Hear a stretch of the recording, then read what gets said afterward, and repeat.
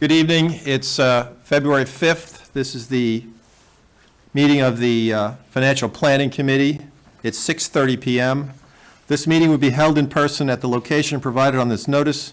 Members of the public are welcome to attend in person, while an option for remote attendance and/or participation is being provided as a courtesy to the public. The meeting will not be suspended or terminated if technological issues interrupt the virtual broadcast unless otherwise required by law. I'd like to start with a roll call. Ryan Maines. Present. Ken Picard. Present. Susan Satori. Present. Mike Shaka. Present. John Rappa is here. We have a quorum.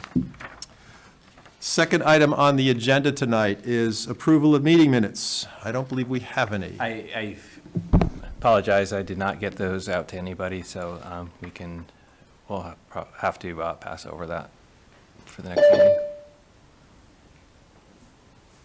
Okay.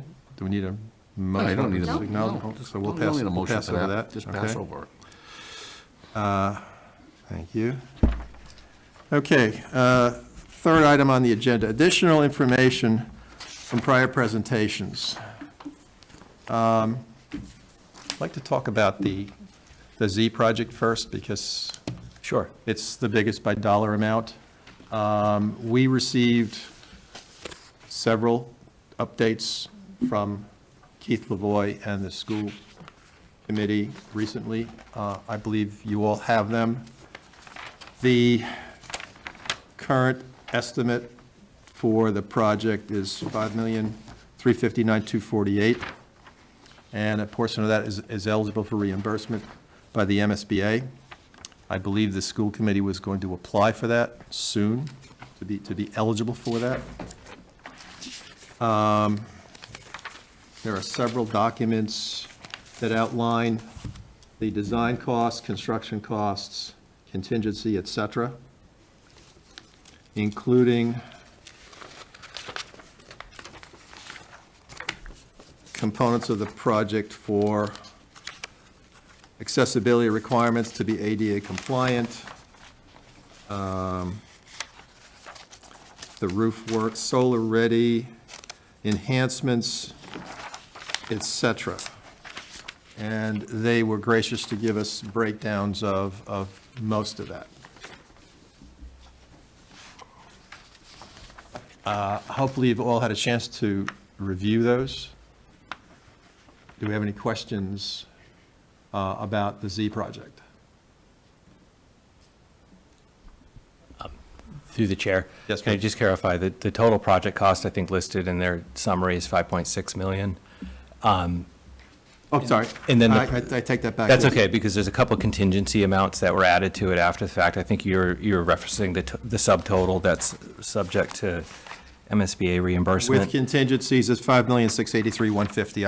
I stand corrected. Thank you. And further clarification on that number, $100,000 of that's already approved within the 2025 article for feasibility. So Got it. Thank you. those numbers that have been refined with that nuanced difference of the $100,000 should be in this CIP document that's in your packet. Was that $100,000 used by the OPM for Yeah, all of this? that's the Have been UPM and architect. expended entirely? Not entirely. Okay. 88,000 of the 100,000 has been expended. Okay. So I suppose I have a question. I don't think that we really got much clarity on the option of repair. I mean, I know the question was asked, but I don't think we really got an answer about that being a viable option. I mean, there was, some response that seemed more like shooting from the hip than actual conjecture. So I guess I'm not satisfied with exhausting that possibility. They did present three alternatives. One is a total replacement. One is this, what's the phrase they used? Servicing or something like that? Restoration, I think. Roof restoration, thank you. And the third one was a metal roof, which was staggeringly much more money. So they did break that down, Mike. So I want to jump on with the Mike. alternatives. I think what Mike, excuse me if I'm trying to over-talk you, clarify is the repair component. I get the feeling they're talking about 3 different levels of roof replacement.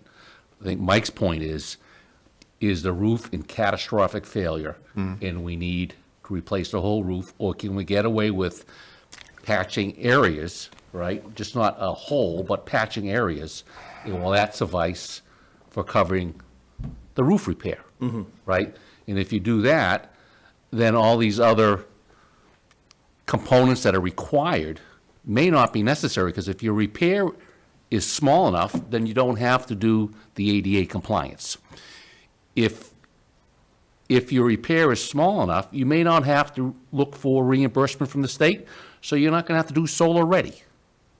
Is that what you're talking about? Precisely, yeah. Okay. You know, there was an article recently about another roof in Southborough that needs to be replaced. Yeah. And in reading that article, it talked about the life of that roof being 30 years. If I recall correctly from the presentation, we talked about the Z roof being 28 years, and it was stated that that's 10 years past its life. So I'm not quite sure how that reconciles. Was that for the entire roof, like for the old building versus the new addition that was put on? Did they redo the roof for the old building when they did the renovation?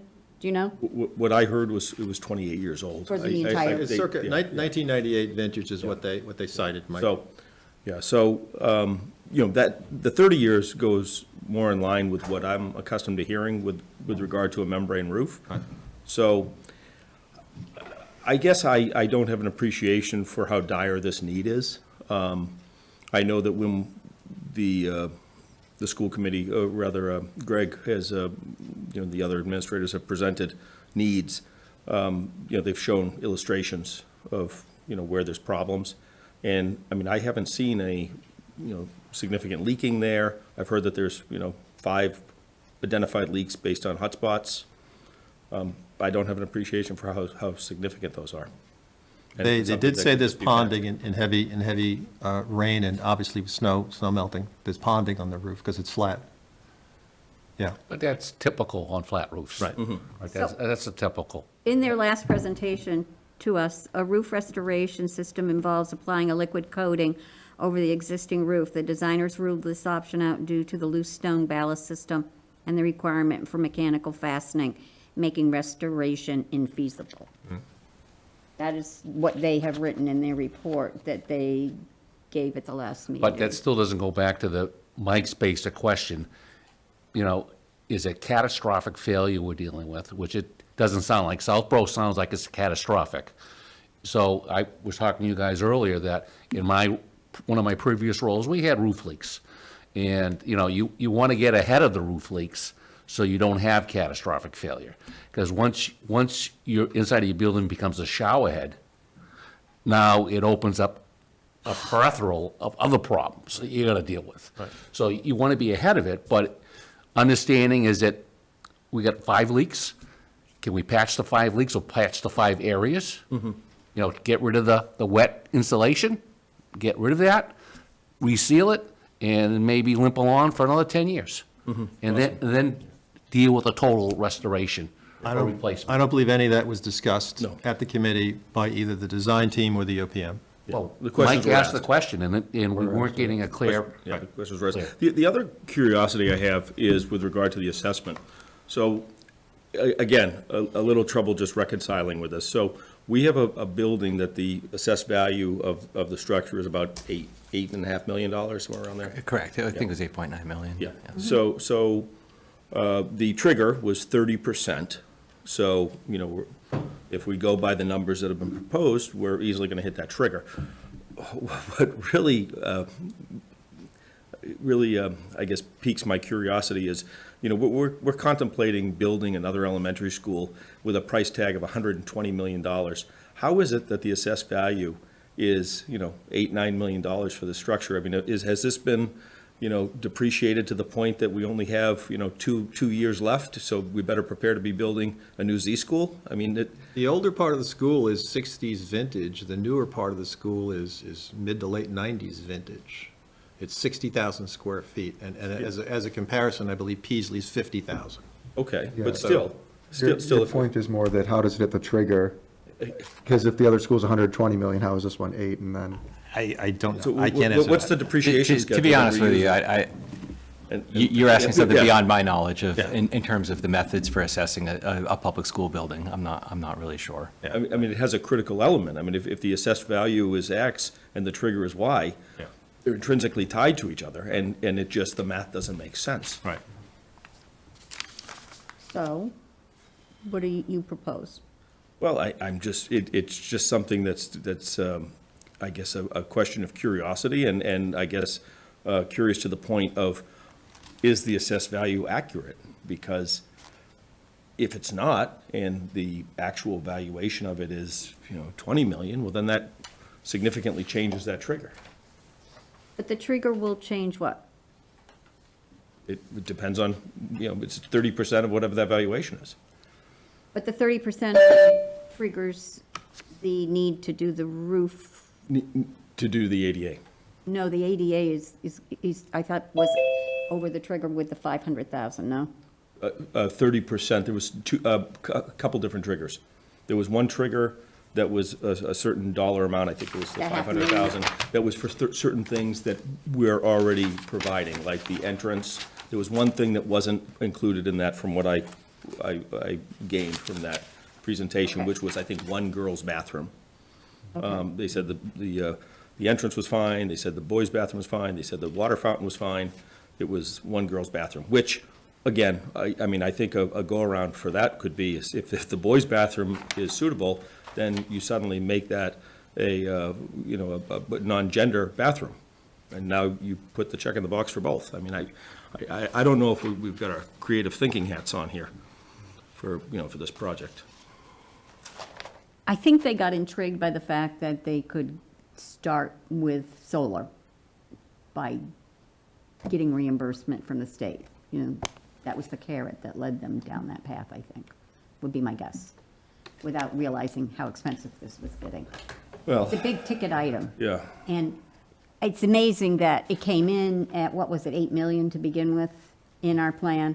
And a few people squawked and all of a sudden it's down to what now? 5.6, 5.7. Yeah, and another thing that I, again, maybe it's, my memory or attention to it, but when it was first presented, there were those three options that were detailed in the document, and I don't recall that option one of that level of replacement was ever pitched as that initial plan of, Partial fix and patch? the $8 million one, the basically new steel.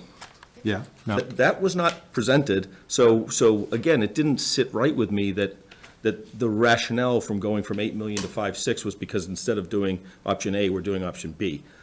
I don't think option A was ever presented, or at least I didn't hear that. So again, this is, Oh, I didn't run.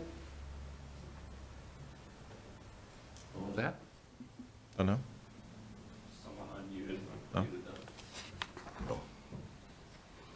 so I don't know, there's still a lot of questions in my mind on this project. So, once the roofing work meets or exceeds 500,000, the exemption no longer applies. At that point, the building must be brought into compliance with applicable accessibility requirements, and that's where you're talking about the entry and a few bathrooms. But what I recall was that the smaller trigger was the entranceway, boys' bathroom, girls' bathroom, and water fountain. And the entryway, the water fountain, and the boys' bathroom. were all- Okay. The details are more than that. 2 dozen sinks, a dozen base cabinets, 21 classroom sinks, That's for the, 17 paper towel dispensers, 12 door frames, guardrails outside, 3 pairs of double doors. that's for the broader ADA. Is that for the That's the- 30%? That's right. That's the That's the 30%. 30%. That's right, That's the yes. 30%, that's Yeah. not the 500K. No. Okay. All right, well, these are all really valid points. So what do you want to do? Do you want to ask them to give an explanation of I think we need some clarification. what a repair looks like and Yep. why they really don't think they can try one? Yeah, I I think think so. that's the starting point. Yep. Okay. Does that make sense? So we'll go back to Greg and Keith and the committee and request the follow-up. Okay? All right? I do have a couple questions for you in regard to the payment for this at town meeting. Sure. A debt exclusion. In some of the reading that I had here, they gave the impression that you would only go out to bond for the part that we have to pay for and not the whole thing before Correct, reimbursement. yes. Okay. Yeah. All right, Yeah, so that would be net $3 million, yes. All right, so that's what the bond would be issued at? Correct, yeah. Okay, all right. And so it's typical when there's a reimbursement like that's heavily funded with a grant like this, that you would do some temporary borrowing till all of the numbers are settled, so you're not borrowing more than you need to for it. And it is also going to have to be approved at town meeting? And then is it going to be a ballot question? I mean, I would suggest that it be a debt exclusion, given that it's such a high dollar threshold. And is that a ballot question? That would be that would drive a ballot question, That would yes. drive a ballot question. Right. So we're putting a lot in the hands of the townspeople that come to town meeting, but also who then go to the polls to decide the lifespan of the roof and what's going on with the roof there. So I think it behooves us to ask all these questions so that if it needs to pass and it has to be done, we have done our due diligence in asking all the really hard questions. Okay? All right. Next part of that, agenda item 3 is there's a recap of CPA project submittals. It's dated February 2nd. You should have it in hand. So 3 of these projects, they've skinnied down from the original numbers. So the window restoration and preservation of the Historical Society building is $212,760. The Blake Street improvement project is $783,900. The Milliken softball and baseball field renovation is $227,100.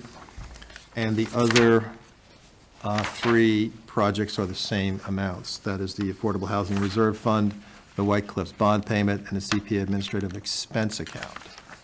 So we have skinny down some of the estimates on those first 3 projects, courtesy of the CPC.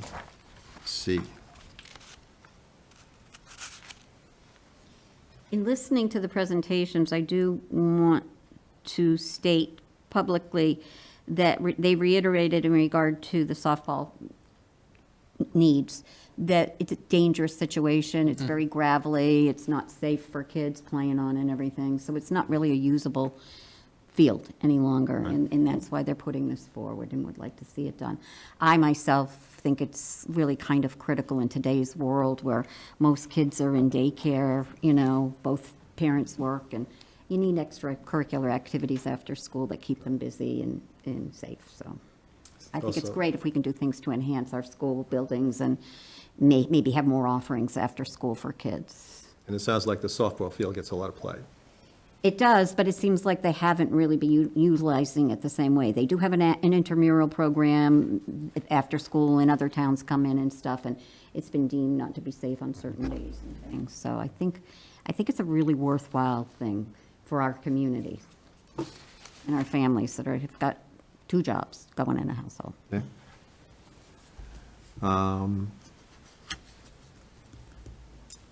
Additional information from DPW facilities. Yeah, Oh, so- are we moving on? I apologize. Do we have any more comments on the CPC Oh, yes. projects? Okay, thank you. Please. The town planner came before the Board of Selectmen. She's got a grant that she would like to put out so that she could raise some money to do the BWALT program, which I guess is some trail that goes from Westboro to Shrewsbury. And so we need to connect them, and so we would need to do our part of the connection. She needed $10,000. The Board of Selectmen asked her to move on and ask the CPC. So they did give her the money to have that as written into her grant.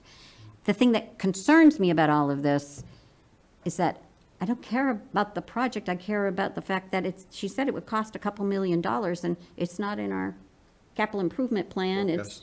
Nobody's thinking about putting in there anytime soon, and all of a sudden, the money will be needed, and it will have never have landed in their, CIP, and we've got so many projects going on. We got to do something better about communicating. department heads need to communicate what their capital projects are that they're putting forward through grants and everything else, because sooner or later, if it's not capital costs that comes our way in the CIP, it's operating costs, because they're not asking the questions about what it is to do something new, and then what are the operating costs? Like, what would be the operating costs to keep that trail clean and clear and everything else? So we just need to do better. Yep, agreed.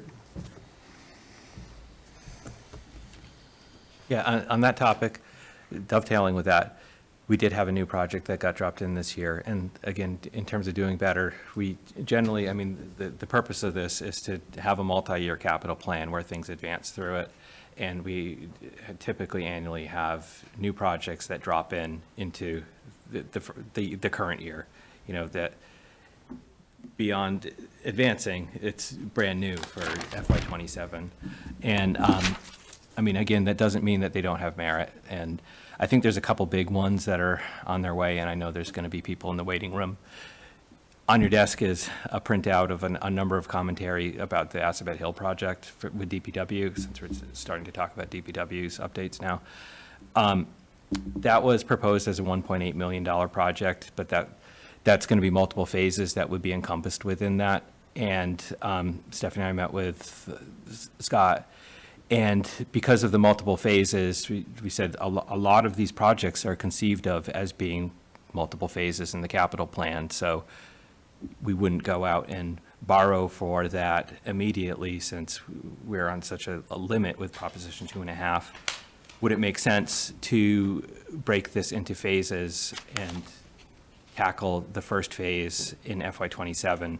And he confirmed that it did make sense to do that. So we have made that change in the plan. So the only borrowing that in this capital plan that's being considered, as it's conceived of now, is for the roof, is the school roof, correct? So that project's been reduced in '27, but the balance of it is being shown in '28 for that. So that change was made to the plan here. The other capital items, again, with the CPC's items, not all of these are town projects, so I believe only 2 of these will show in the capital plan, being the Blake Street and the middle school fields. So both of those changes have been reflected in the this packet here. So I know, I'm pretty sure when we get to the public comment section, there's going to be a number of residents that are going to speak in favor of the Assabet Hill project. And I don't know if anybody's been up there, but it definitely seems like a project that has merit. And I've seen it. It's not in good shape. There's a number of pictures that one of the residents forwarded to us. Right. So it's good that it's being addressed, regardless that it would have been ideal if it had been advancing for multiple years and inserted in 2024 or 2022 or something like that. So we would have been coming to it naturally. The other project to have on our radar is the public safety communication project. I know it's been mentioned a number of times, but there's been no request put in, and I think they're still assembling costs, but the scope of that sounded like it was going to be in the neighborhood of $3 million, which is a significant project. So when do you think it's going to drop? Well, it's obviously not in for '27, but I would guess that it's probably going to enter the plan as being something new. And I'm going to try to enter it into here so we can model it in the multi-year plan. And is it anything that can be phased in, or it has to be done all in? I don't know anything don't about know it anything beyond about it. hearing that I think the chief clearly said he hadn't got the report yet. Right. And was anticipating, based on other departments doing something similar, it being multi-million dollars. $2 to $3 million. Yeah, so I think we have to wait till we have the report, and then we can figure out what can be phased or whatever. Because he didn't even want to hyperbole a number. Right. He was afraid to, Right. Right. which I don't blame him. I don't blame him. You know, just because I was interested in looking, we do have bylaws, and there's a procedural timetable. 90 days before annual town meeting, all money articles involving $5,000 or more shall be submitted to the Financial Planning Committee. I think that we have a right at that point in time to decide that we will not take them into the plan if we see fit to do so. So I think, I'm not asking anybody to do that. What I'm saying is I think people need to understand there are bylaws, there is a charter, and we need to regulate ourselves through that with some flexibility, always. But I think that we've seen chaos in the last 4 years because there's been nobody helping to put us to those standards. And so I think I have to, a lot of new people, sitting at the board here, just to remind all of us that we have boundaries, and there are expectations of how things should be done. So I just thought I'd bring that up in this little segment. And relative to the warrant articles, there are dates that we have to back into relative to when the articles are presented to the select board, what happens before then, and when they get, what's the word, finalized or agreed to, relative to town meetings. So there's a bunch of stuff that we're going to be colliding against to get things out. And in the ultimate warrant booklet is criminy 100 or so pages most years with everything in it. So there's a lot of work to be done Yeah. still. I mean, we have simple things like you were supposed to tell all of the town boards and committees the day that the warrant is going to close. I watch a lot of meetings and nobody knows when the warrant's going to be closed. So we need to know that we generate a memo that goes out.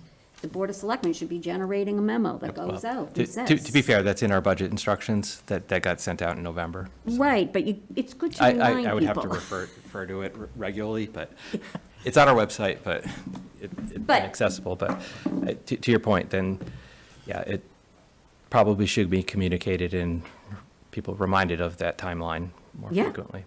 Well, I'm assuming there's department meetings, right, with leadership brought up, boom, repeatedly.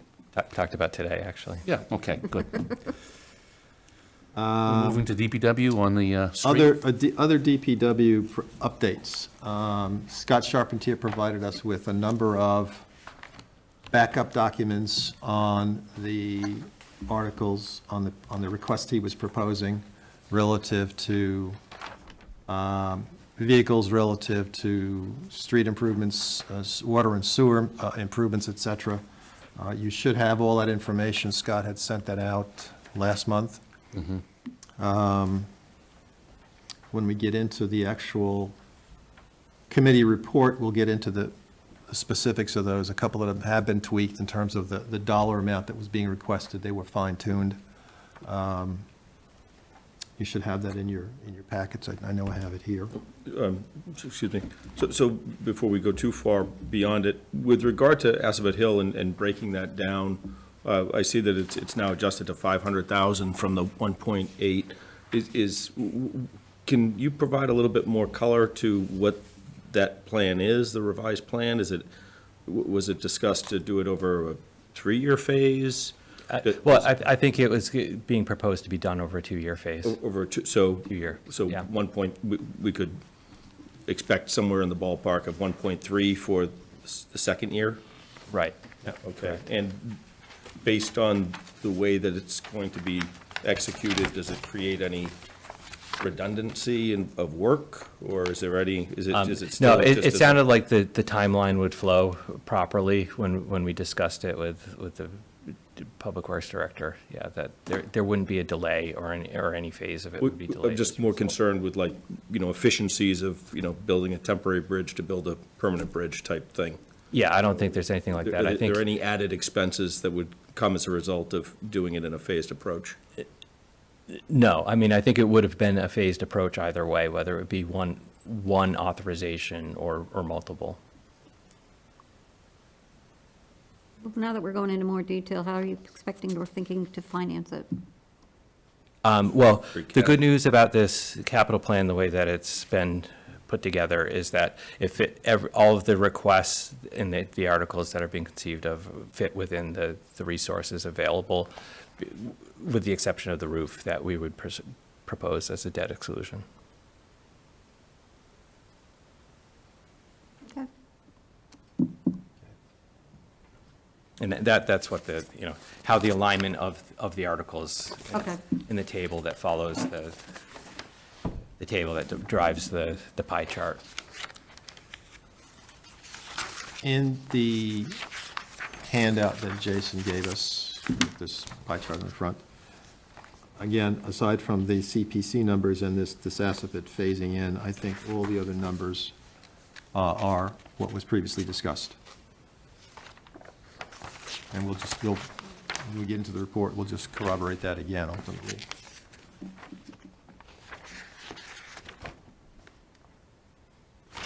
Any more questions on the DPW projects? No? Okay. Finance update, Jason? Oh, yeah, so, again, one of the ongoing issues we've had is the discussion of the imbalanced budget and whether we would face an override this year. It's something that we're still working on. Just to tell people where we're at the moment, last night, the school committee voted to reduce and we're talking about the operating budget right now, but they voted to reduce their operating budget to 6.96 from 7.75%. That reduced their budget by $232,000, I believe, if I'm recalling the numbers off the top of my head correctly. But the budget model itself, where the town budgets are at 2.9%, we were initially planning for a 12% increase in health insurance. We've looked at our enrollments, and our enrollments are up. Also, the claims data has not been as favorable, so we're expecting a 14% renewal. And we're continuing to work through that. That's one of the other things we're adopting. Plan design, attempting to adapt some plan design changes, but also offering a high deductible plan in alongside our traditional HMO plans, to try to do whatever we can to move that number down. One of the challenges that we're going to be having moving forward is coming up with a plan. We were asked to show a plan using reserves to avoid an override through 27. What would that look like for a multi-year approach going forward? We're not there yet. We're still talking about and getting our arms around these numbers.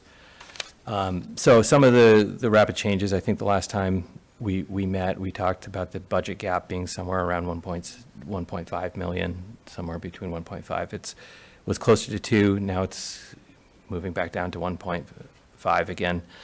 One of the issues we're working on is trying to reduce the solid waste enterprise subsidy so that there's less tax impact from that, but potentially raising bag fees to do that. Oh, you mean there's really an interest? Well, there's been a lot of call for it. That's something that's going to be on the agenda for Monday's select board meeting Okay. to discuss. So, again, we're looking at new revenues to bring in and adjusting some of these to reduce the tax impact. So just really quick on the health plan thing again. Yep. For this year, would you be able to carve out GLP-1s and? Yeah, so it's- from what I understand, that's happening globally within health plans. That's not something that's being driven by us as management. So again, when we make a plan design change like that, if we drive it as management here, that has collective bargaining issues to it. But from what I understand, globally, all the health plans are removing GLP-1s as for coverage for weight loss purposes, whereas they're still covered for their prescribed use of diabetes and so forth. So people that have those diagnoses will still be eligible to get the drugs that they need through our health plan. But yeah, from what I understand, July 1st, the renewal, all plans in Massachusetts are going to be excluding them.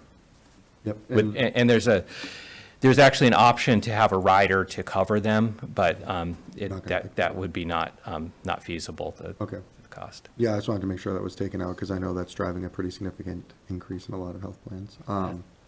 there are manufacturer programs for the employees on it that they can sign up for, and it gives them a pretty good discount, just as a FYI. Yeah, thanks for that tip.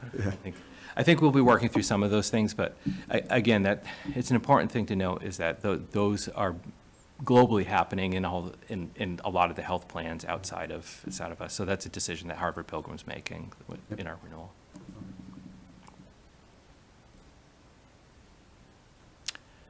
Okay, so did I cover the navigation? We're still at about $2 million of imbalance in our budget, but we're working toward bringing that down.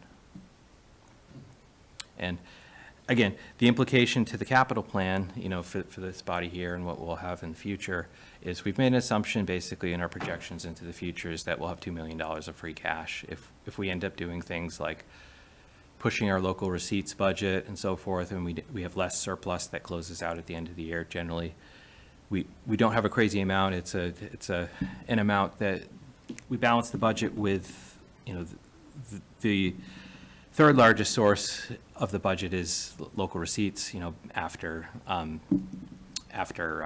the taxes, and taxes are the lion's share of the funding source for the budget. State aid, and then local receipts. So within local receipts, motor vehicle excise and all of the fees and permits and things like that the town charges, including investment income and interest on the town's bank accounts and so forth. So again, we've had some good years with the local receipts as a result of high interest rates and the money in the bank.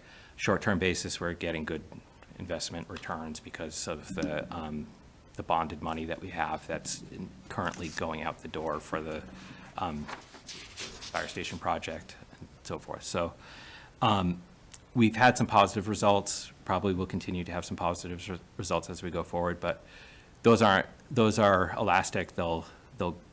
They could trend back downward again. So we're trying to be cautious about not boosting those too much. But again, our projections have counted on us having $2 million of free cash. I mean, if we tighten our local receipts budget to the point of it not being feasible, we won't be able to set our tax rate in the fall or could face revenue deficits in the future. I don't think we're really facing either of those things, but again, it kind of calls into the question whether we will have $2 million to apply toward the capital plan going forward. So again, it's one complicating element as we move through this. Who wants to use the reserves to help to avoid an override? Is that a select board decision or appropriations or together? Well, I don't think there's any direct body that voted as a majority to request that. That was a discussion that came out of consensus through the appropriations, and it's come up at the select board meeting. Multiple members have mentioned Okay. that. So it's two different groups that have kind of locked in on the same idea. Yeah, and again, we set our budget policy through a vote of the select board in November, which the approach to the budget was that we were going to stay within the means that we have available to us, and then if departments were requesting beyond the 2.9% that we projected being available through those means, we would seek an override. And now I think the call is going to be, what do we need to do to avoid an override in '27? And if I recall from one of those meetings with our auditor, there could potentially be implications of our credit rating and borrowing costs if our cash level goes too low, right? Well, yeah, Certain- we're when we issue a bond, we get credit rated through, we get a credit rating from Moody's rating agency. A couple of the factors that they look at are our long-term liability. We're generally, our credit quality is great. Massachusetts credit quality is great generally. If we compare ourselves as a governmental entity across the country, it's good because we have a strong tax base and we're legally required to pay our debt. It's not, if the townspeople voted to say we're tired of paying debt, we're not going to appropriate it at town meeting. They would still have to pay it because we'd have to raise it without an appropriation. So we can pay our debt without an appropriation. So because of that, globally within the state, credit quality is good and high in Massachusetts. So there's a lot of factors that go in our favor. We're rated AAA in a lot of ways. Our credit rating from Moody's is AA1 through our last credit rating that we had. Of their rating criteria, we're AAA in a lot of categories, but a lot of categories were AA. So two of the ones where we're rated lower on that tier is our long-term liabilities, which include our savings for post-employment benefits, our trust fund for that, and pensions. We don't control our pension liability per se. We're on a funding plan with Vista Regional Retirement System. We're a member of a multi-employer pension plan. So that's on a plan to be funded. We also are planning on, when that's fully funded, there's a law that says it has to be funded by 2040, fully funded by 2040. The system that we're in is planning to be funded by 2036. So their assessments to us, which are increasing annually, are designed to be fully funded by 2036. And then at that point, we'll start addressing our post-employment benefits. I'm giving you a really long answer, and I apologize for that. But so post-employment benefits, we're planning on redirecting the additional money that was going to fund the unfunded liability with the pension plan to redirect more toward the post-employment benefits trust fund to pre-fund retirees' health care. The other element that where we're rated AAA is our reserves. So they're healthy within Massachusetts because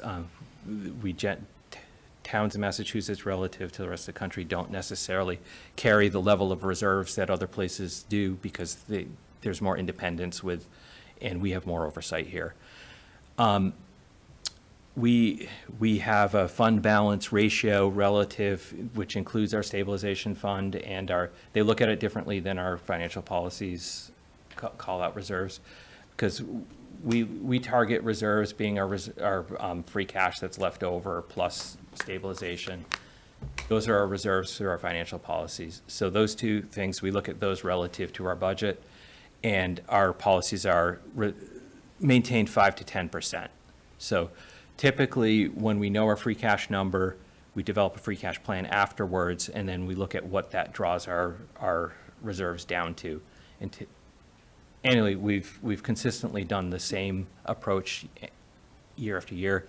When we have our full free cash number, which is $5.2 million right now, plus our stabilization balance, that is over 10%.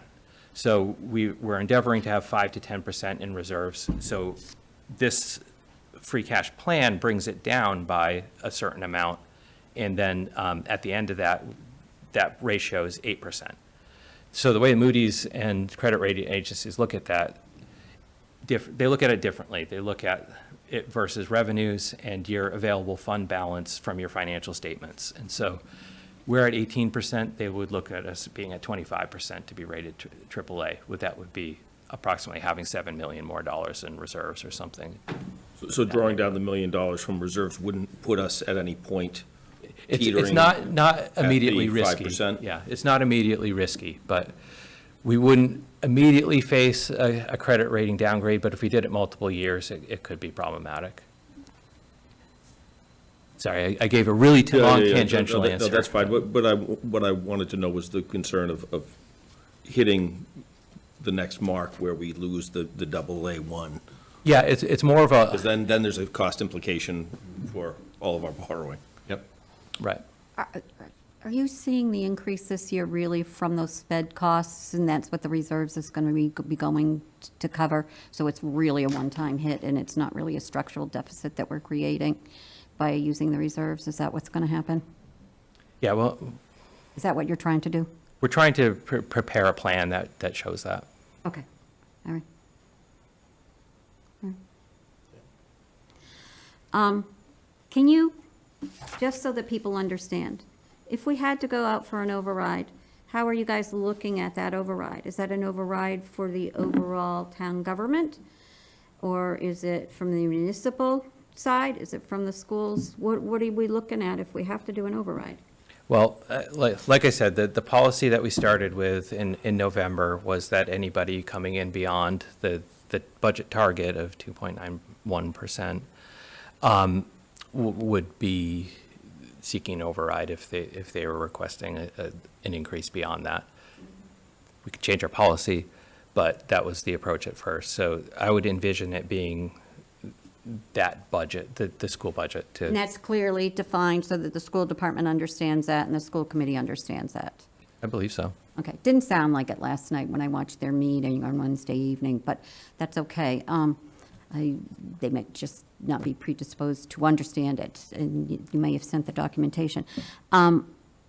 Explain what an override looks like. If you put an override for a school department and you need $1 million and the override doesn't pass, where does their budget go? It goes back to what year? Well, you need to have an appropriation to operate in the new year, so there has to be a budget. So you can't pass a budget that's unbalanced. You would either have to go back in the fall and cut budgets if you had a budget that was unbalanced. So typically, when there's an override at play or being considered, there would be a contingency. There'd be a budget voted, and then there'd be a contingency for the override. So it would revert to a lower amount, but that lower amount would result if the ballot election. So if you have a ballot, it's going to say, if you vote against this, the school budget will be this instead of this. Yeah, I think the appropriation would say, you appropriate this contingent on the override passing, the ballot question. So the ballot question, if that were to fail, it would revert to a lower number, to the lower number in that article that was Okay, appropriated. so it will be there for people to understand what is at stake. Yeah, this has not been drawn out and talked about at length, but I just don't think people understand the impact of an override and what happens if it doesn't pass. So I think it's important to put that out on the table for people to understand. And that way we work better, more cooperatively when we realize, oh, geez, there's a lot to lose here. Let's see what we can do. Well, I think it's important also that we unbundle the override so that it's not muddled with other expenses, so that it can be defined clearly for whatever that expenditure is, so that you're not, packaging it with, the things that don't necessarily have to be bundled with it. Yep. So they can line item it, give them the fairness of being able to do Is that. that typically what is done? I think typically there's a Okay. contingency. So it would be, you need to have clarity in your budget when you vote it. So there would have to be language in an article to do that. All right, thank you. Okay. Well, thanks for bringing that up, Sue, because we're talking about it and just talking about balancing the budget right now, but we're not talking about the mechanics of how it works when we go to town meeting. So I think the mechanics are so important, and I think it's better to communicate more than less. We're not trying to shock people, we're not trying to scare people. We're trying to make people be reasonable and understand there's a lot at stake, and we all have to work cooperatively together to come up with a really good, solid plan that's fair to everybody. And, I mean, I've been around a long time, but there haven't been any overrides since there've been Proposition 2.5, debt exclusions, but there's never been operating overrides. There was that an have been operating proposed. override the second year I moved here, and a lot of teachers walked out of those buildings. We lost a lot of services that took 10 years to get back. So I don't want to see something like that happen. All right. Jason, anything else? No. Okay. The next item on the agenda is the review of the draft of the Financial Planning Committee's report. You should all have a copy of this. I believe my handwritten notes are January 16th, but we put a copy of this out in, was it December or last month? Last month. Last month. Yeah, January 16th. Yeah. Can you put that up on your screen, please? Couple things to note in here. A, it's a draft. B, page numbers disregard for now because this is part of the overall warrant booklet, so those page numbers will change. In the draft that I put together, there's a number of pages that have yellow shading in them. they need to be seriously hacked and sawed at. I think we might just pass over them tonight. For example, there's two things on the White Cliffs. You'll see on the first page, we've recapped who's on the committee and their terms, and then the meetings we've had going back to last August. In this report, there are 26 capital requests. We'll get into those. Can I ask, while we're on the calendar of meetings, there's supposedly going to be a mock town meeting. Will any of us be partaking of that or expected to do so? You want to put that in there? Let's understand what the scope of that is. Okay, all right. You know, is this the select board practicing stuff, or is this, you know, war games, blue team versus red team? I don't know. Okay, once know you yet. find out, you might Yeah, want to we'll consider share that with the putting it group, but I don't know yet. I know it was mentioned, I just don't know the substance of that, in. Okay, that meeting. So there will be, you know, if we have subsequent meetings, we'll fill in the dates on the next page. Did you, I think Steph's on this meeting, I don't know if, I think she may be able to Hand was up. elaborate on She put her hand the up. purpose of the mock. mock town meetings. If- Sure. Steph, can you hear us? I think she needs to get unmuted. I think she needs to be She- unmuted. she's- Yeah, Unmute. Can you unmute me?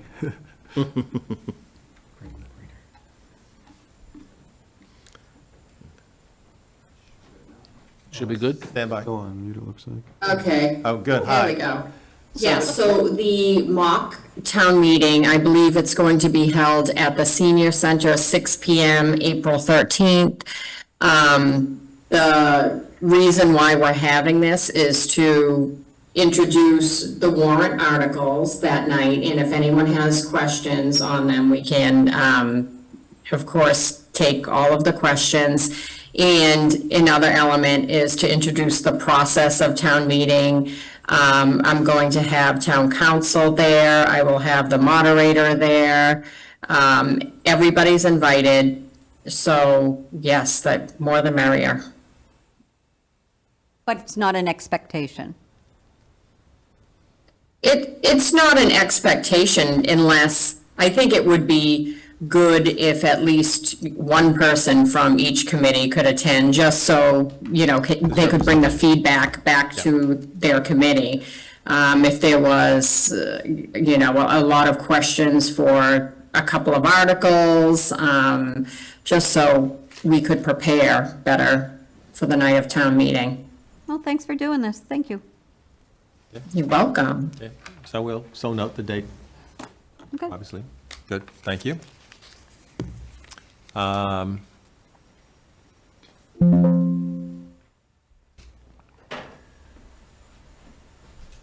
Anything on this first page, second page? Really is a continuation of this, is really just the dates we've met.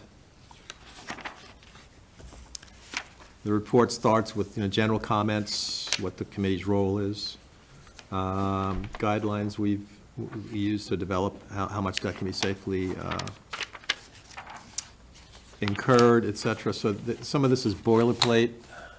I'll let our group digest this in subsequent iterations. The next section in yellow needs some serious work, Jason, on the free cash policy, and there were some numbers in here from the prior year. So that whole section's got to be swapped out. So we'll just Yeah, pass over that. To that end, I haven't rushed to update these numbers. I only- figured that. Only because things are in such flux. And I with- understand that, I understand that. So, again, that's why it's in yellow, it needs some serious hacking and sawing.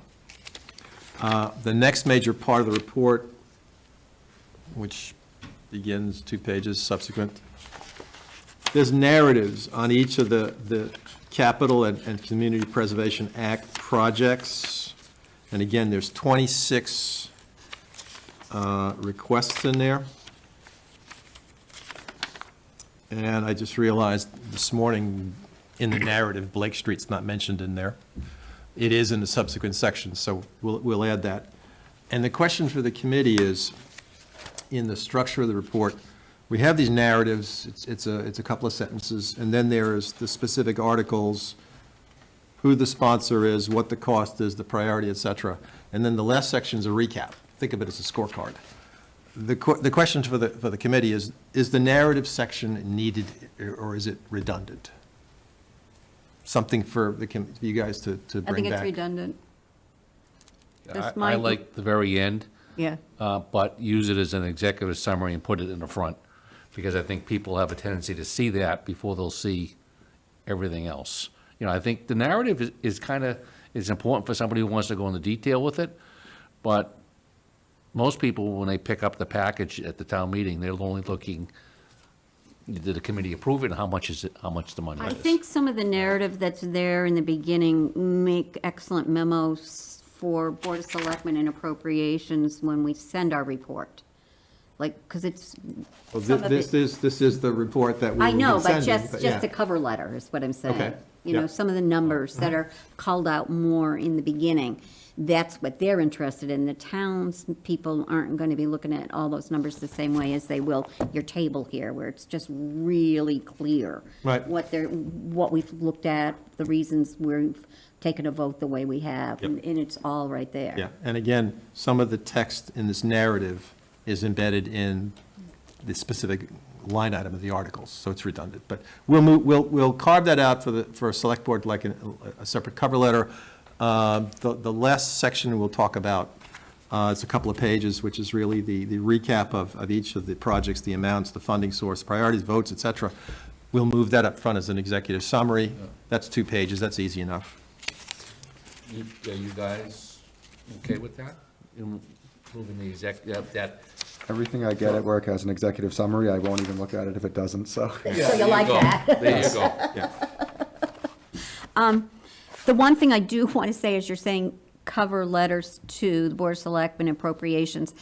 When I was looking at our bylaws and everything else, there are a lot of other people we should be sending that report to at the same time. Yep.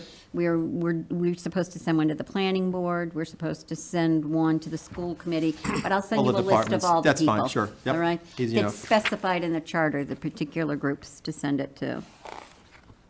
Yep, no problem. Ba, ba, ba.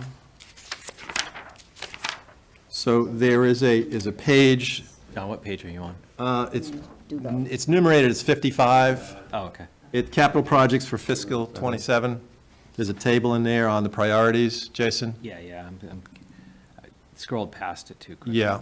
So I know I passed this out to all you months back, but we've had these 4 priorities to identify specific projects. Are they correcting a current safety or health issue, or to meet a federal or state legal requirement?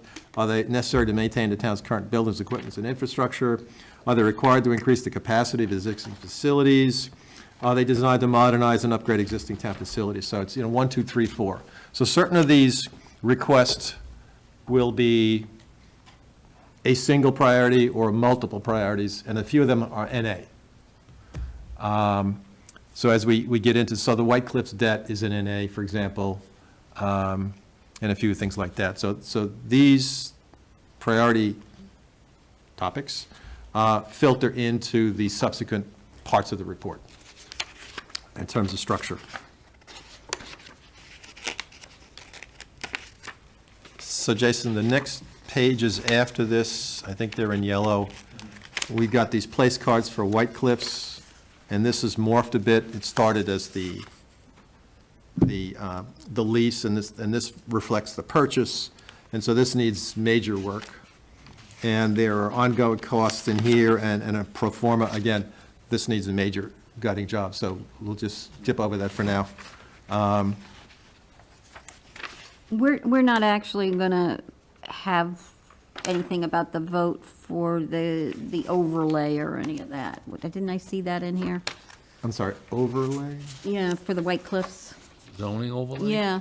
I don't- thought I Well, Is that there up? there That's is, not up preview, is it? there is language in here currently, and White Cliffs zoning bylaws rezoning 167 Main Street. There's current language in here, and again, I don't know where it winds up on the cutting room floor, but It has nothing to do, with capital. yeah, it has nothing. That's correct, it does not. But the fact is, this committee has reviewed iterations of the White Cliffs project. And so we want to make sure that the audience for this and the public understands that we did review that. It wasn't done in a vacuum. Okay, Okay? all right, well, Well, I think we got to state, though, if we're gonna talk about that we have no, we can't make a recommendation on it. Right? Right. Because that's not our preview. Right. That's, Right. It isn't. no, so. It isn't. I So mean, in the past. but they were kind enough to include us in discussions so that they understand many eyes and many people that look at lots of different segments of budgeting in this town saw it. And we can say we approve it, but it has absolutely no impact on whether or not On it gets capital, no, accepted. no. And so in prior years, we've had line items, we've had requests where we've either recommended approval in a unanimous or majority. We've voted against certain things, we've passed on certain things, and some things are NA. So this will be noted accordingly when we get to it, Okay, all right? all right, And it's in the current draft because it's evolved. okay. Do we want to look at subsequent, next page, Jason? Do we want to start looking at these and see, for example, what priorities we might put into them, and then ultimately take this away and have each of us look at the language and come back with a markup, and then have our vote? Does that process sound? I'm ready to roll on priorities. Sure. We do that? Okay. So, next page, what's page 59, Z. Think we need, as we discussed last time, the name of this needs some work. It currently says Z School Roof Replacement Project. It's a little more than that, we understand. So that needs some finessing. Any suggestions are gladly appreciated. I thought it was called a recovery project by the school committee, Well, it's more than the roof, is the point, right? but that's what they're putting forward. It's not our project. I understand that, but some so it's gonna read in the members of the warrant. town are going to say $5.6 million for a roof. It's more than the roof. Well, I think we can make the bullets in this, make it very clear that the cost of the roof is X amount of dollars. The cost of ADA compliance is X amount of dollars after, a certain limit is Okay. spent. And then the cost of solar is X amount of Yep. dollars after. That's the all way right. we just So structure again, it, so they see that, needs- right? Needs some work, okay. Okay. So the question is, what priority would you give this project? This particular project? This line item, yep. I don't think we can give it one because we want more information. Right? We just If you decided looked at the tonight. categories, Either way is would this, be- does this involve correcting a safety or health issue? Is it maintaining the current buildings? Is So, it increasing capacity? I misunderstood. I thought we were gonna go back to our home office, mark it up ourselves, and at our next meeting, set that. I believe that's the way we left it at the last meeting, yeah. Okay. And so you all can take the homework if you want to, or we can start to put some meat on these bones. What is the committee I willing? I don't have the report with me. Okay. So first of all, I can work off of that. I'm sure I can figure out what I think a priority is. All right. All right, you all have homework. All right. We want this by next Friday. Okay? Markups. Yep. Any way you want to give it to us. Hand scratched, scanned, redlined, send it all to Jason and myself, and we'll come back with a revised copy at the next meeting, which is the 19th. How's that? Sounds good. Okay? Sure. That work? And you want us to prioritize the roof, the one that we're not even sure that we even think it should be anything other than a This is where repair. we are today. This is where we are today. So, an action item from this meeting is to go back It'll be the same. to Greg and Keith and Becky with some clarification on what we discussed earlier. I think you could, Susan, I think you can obviously put a priority on it. Doesn't mean you're gonna agree with it should move forward, but you could say this is the category it falls in. Well, here's the deal. When I was looking at it as it stands now, there's parts of it that would be a priority one, because once you got to a certain threshold of spending money, you had to comply with state regulations, ADA, and then the MSBA regulations. So that jumps it to a priority one. If you end up just having it be a repair project, it's not a priority one. Well, it could be more than one. It could be 1 and a 2, or 2 and a 4. But what I'm saying is, That if it's a doesn't- repair or if it's fixing the roof in a much bigger scale using MSBA, it makes the priorities different.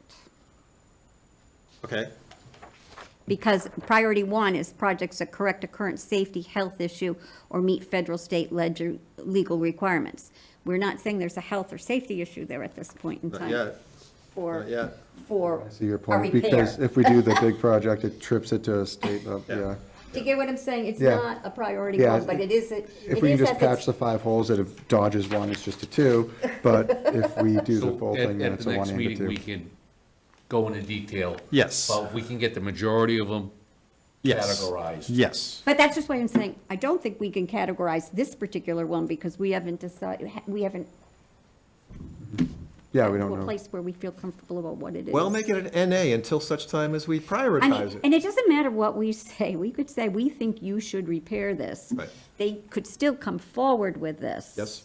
And then, And then, if and then we- it's up to the town to vote yea or nay on it. Yeah, and we could be all opposed. All right. Let's skip to the end. The last 2 pages are a recap of each of the articles. The article numbers will be, on all of these things that you see, will be plugged in. The project, the dollar amount being requested, the funding source, free cash or debt or whatever, the priority, and then what our vote is. Our vote to recommend approval, yes or no.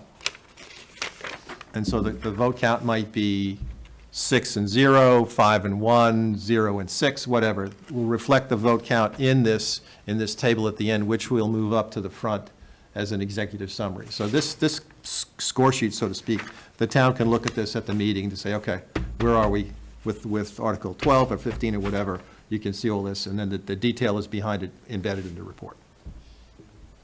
And for people that haven't done this before, typically, the will of the committee and what the committee decides is whatever the majority vote is. So if you're opposed to it, your opposing reasons aren't written into the report. Only if we all opposed it, or we were the majority opposed to something, that our reasons would be written there. So it's whatever the majority brings forward to town meeting is what is in the report itself. When we get to town meeting, somebody might say, what's the minority opinion on this? And I don't know how the town moderator would want to handle it, if you would do it from the table or if you go out into the hall. I really don't know. But typically, our report only reflects what the majority voted, the reasons for it. Right, right. So we have homework on this, and, it's the first cut, it's needs work. But as you go through each item, where you think we need some finessing and wordsmithing, feel free to mark it up and come back to us.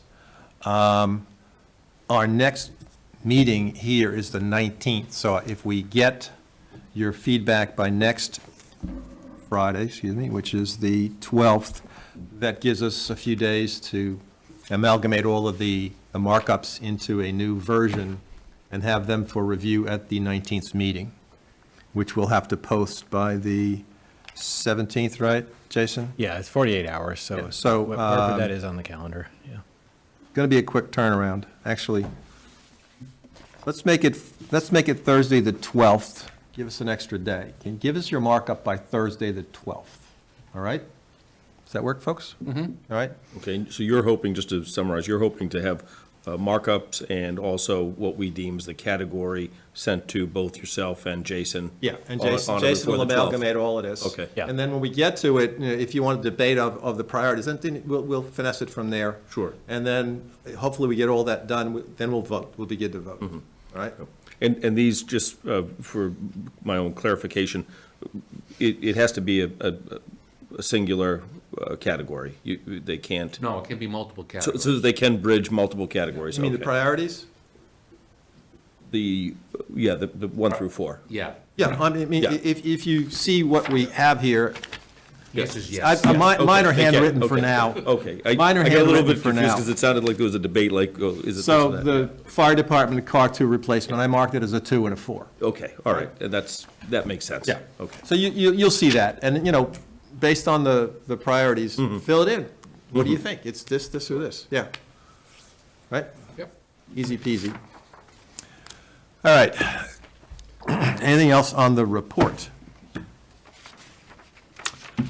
Okay, the next line item on the agenda is public comment, limited to 3 minutes per person.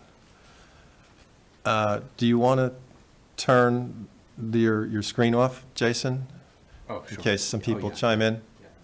Okay. We have no public members in the room. Are there members online who have any comments? Let's open it up. There are a few participants. Okay, if you'd identify yourself and your address and your questions, please.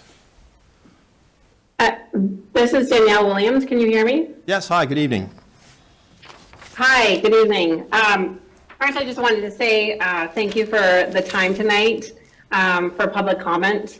And I wanted to personally thank, I know he's not there, but Scott Charpentier for his commitment in getting Assabet Hill to the forefront with the request for dedicated capital funds.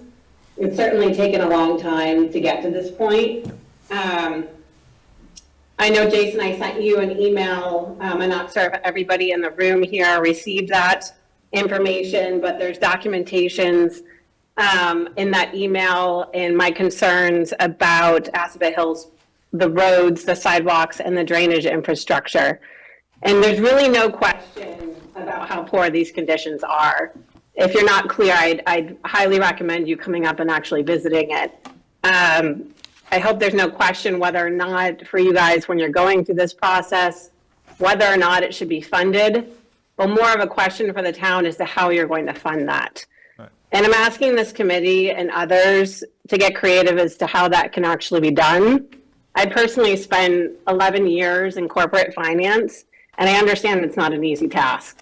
But I believe if you look at the town's finances collectively, you'll find areas where there are some potential savings, and even a small amount can add up.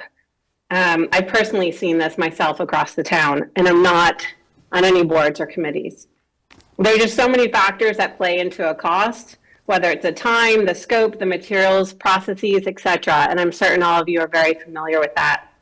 But others, understanding where things, processes, and projects can be optimized and challenging the status quo response, like this is how we've always done it, revisiting prioritization of projects, deferring costs for years or even months, or even tackling in phases are just a few examples that I feel every budget owner of this town should really consider.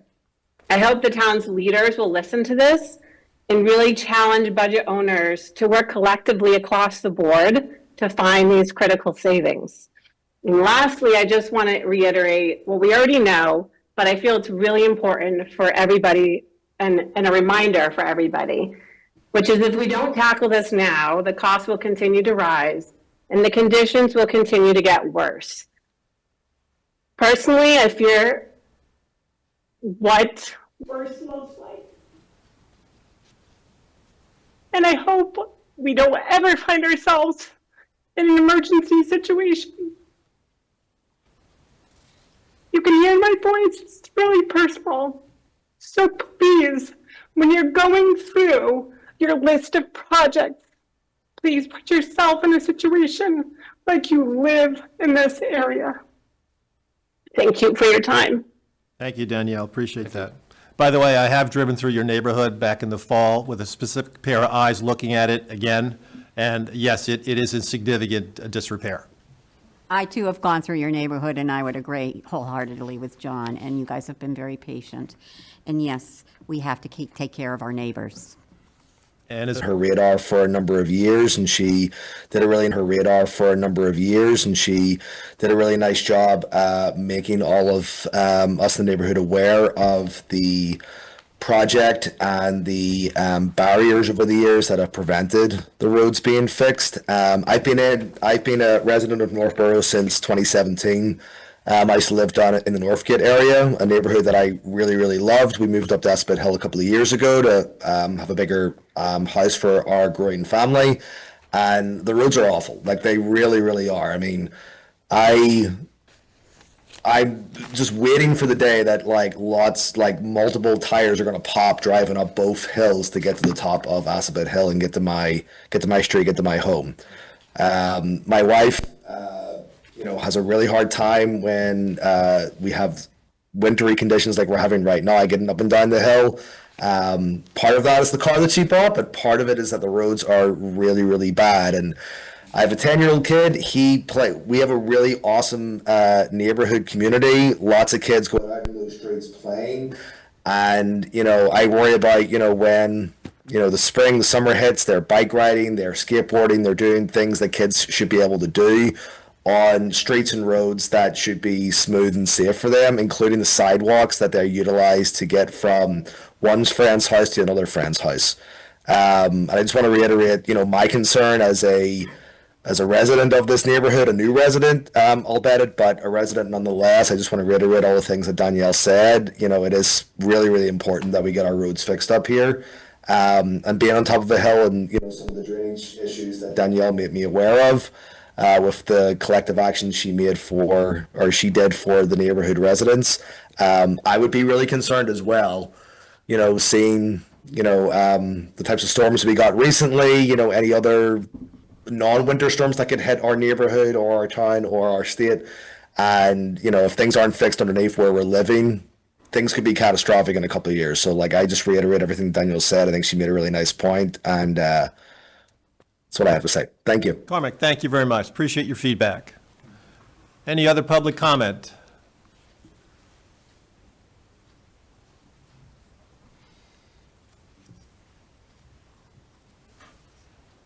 No? Okay. I just want to reiterate that within the packet for the meeting, it's not posted online yet, but it will include the compiled emails that I received that Thank were meant for the committee, and they're on your desk tonight, but there's a stack of them. Yes, and there was also a petition or public comments going back to 2022 when Yeah, it's filed by most of the neighbors. But Yeah, that yes. was one of the attachments to one of Yep. the emails Thank you. I'd received. So Yep. that'll be in the packet, so these are being compiled and Excellent. shared. Very good, excellent. I have to make a comment. When it's neighborhood things, it seems like it takes such a long time to get things fixed. The Anza issue down at the other end of Whitney Street, up in my area with the composting, Assabet, Hill, it takes a while, but it's very emotional, it's very hard on the neighbors, it's very impacting, so.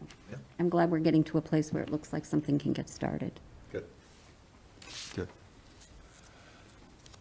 Okay. Any other comments? Going once? Going twice? Okay. Any other business? So we just want to reiterate that by the 12th, we want to submit our comments on the priorities. Yep. And whatever wordsmithing we recommend. Mm-hmm. And then on the 19th, we're going to have our next physical meeting. Yep. Okay? And what are we going to do in regard to communicating with the school department about wanting further My information? first action item is to go back to Greg and Keith and Becky for clarification on the things we discussed. Okay? Okay, and will we discuss that on the 19th? I sure hope so. Well, it's going to get discussed when a vote comes. Well, yeah, but Assuming, right? I presume that we'll have that feedback. And Jason, if we get some feedback from them in the next couple of days, Yeah. we can share that with the committee ahead of time, yes? Correct, yes. Yeah, Okay, as long as we don't talk about it, yeah. yep. Quick Right. question, I might have missed this, but did we get any feedback on the possibility of a used Ford Transit van?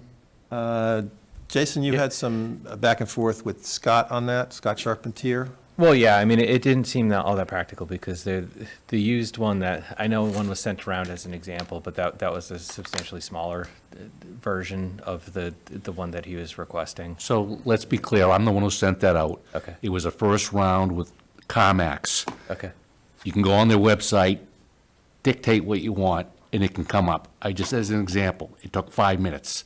So we don't have to get a brand-new vehicle. It had 10,000 miles on it, and it was a third the cost, So, so. again, I didn't compare all of the costs, but that was the base cost relative to, he had outfitting costs as well that were. I've had vans, outfitting costs are like $3,000. It's not a big deal. You can do it yourself if you really want to save some money. Right, So, so, it's just an option, Jason. I think it should be explored. I'm not intending to be argumentative about it, but what I'm saying is that there were two portions to the quotes that he had. One, the quote was not that, I think it was approximately $60,000 for the base vehicle that he was looking at for the 350 level. If I'm not a truck person. Yeah, you know. yeah. But the Transit 350 was approximately $60,000 that he had quoted, the brand new one. The used one was smaller. I mean, I think there was $38,000. I can't remember. Yeah, it was in the honestly. 30,000. But then 35. there was a quote for outfitting that involved a lot of things, that were a lot of technical items on it that he had a quote for that were in the neighborhood of $34,000. And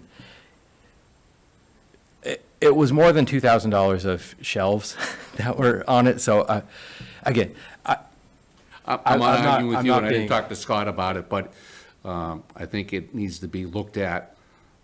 He's claiming that it's just a vehicle for his facilities guy to go and go to the job, so it's carrying some tools, carrying some little bit of hardware, that's all it is, right? Because if anything bigger than that, we're gonna hire it out.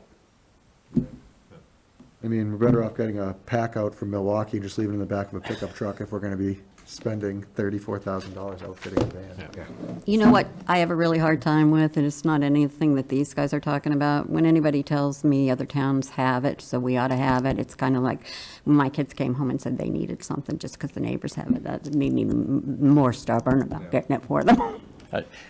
Again, I mean, I think this request comes out of the result of us having a facilities department with a division within the department, so it's new. I think you It's should have a it's vehicle. definitely new, and I think you should have a vehicle, but It's a reasonably priced one. yeah. $100,000 will get him a Lamborghini. Do you want to go back to Scott on that then?